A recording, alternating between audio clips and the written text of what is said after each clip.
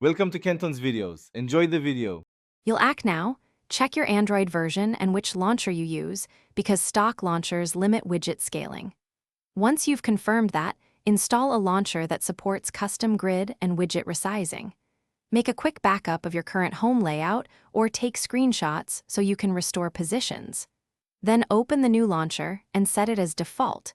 This change enables smaller widget possibilities. You're not pausing for tutorials. Move straight to the launcher settings to change the grid. Now you adjust the grid. Increase columns and rows so each widget can occupy fewer cells, which effectively makes them smaller. Once done, drag the widget onto the screen and long press to enter Edit or Resize mode. Use the grab handles to reduce width and height. Make sure to use the launcher's padding or percent scale options for fine control.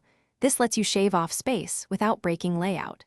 If the launcher offers exact width/height settings, type values to get precise, repeatable results for multiple widgets.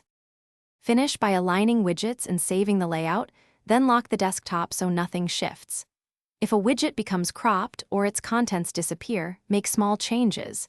Increase a single row or reduce padding slightly, because tiny increments fix clipping without undoing your sizing.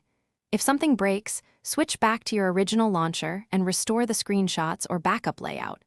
Remember, the only reliable method to make widgets smaller than stock limitations is using a launcher that supports custom grids and precise scale. Thanks for watching. Consider subscribing if we helped you.